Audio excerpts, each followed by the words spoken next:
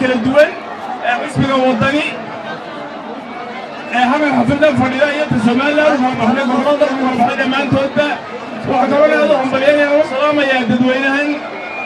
gobolka Maroodijeex ee u soo baxay banaanbaxa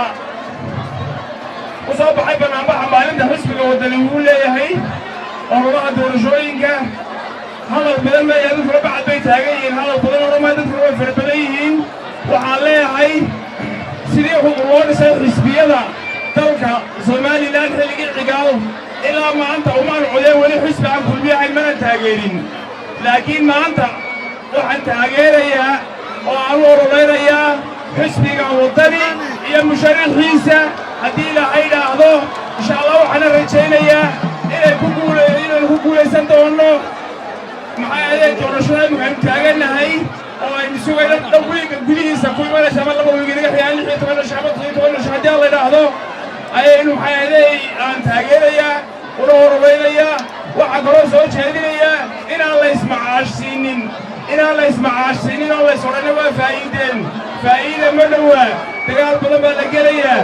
waxaa la gelayaa codayn aad u dhib badan baa la gelayaa qof kastaaba waxa weeye reer Soomaaliland uu joogo ha iska abaabula keligii oo kaambeynna laga noqdo oo hala dadaalo ilaa ay inta lagu dhawaaqayo natiijada qof hore ismacaashinin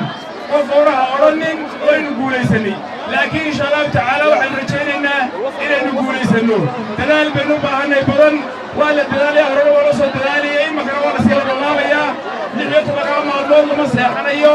waa la dadaalayaa waa la dagaalamayaa waxa kaloo muhiim ah oo la marwayo ah nabadgelyada inaynu ilaalino qof kasta inuu soo bilays noqdo qof kasta inuu askari noqdo in ciidamada amniga lala shaqeeyo in qof kasta xuduudaha dalka maxay ahayd guriga ku xigan nabadgelyada qof kasta waa inuu ilaaliyo askari noqonta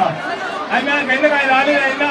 inaga raba inaynu ilaalino dadweynaha qof kasta inuu soo dhawaado doonaya qof kasta inuu kaambeynta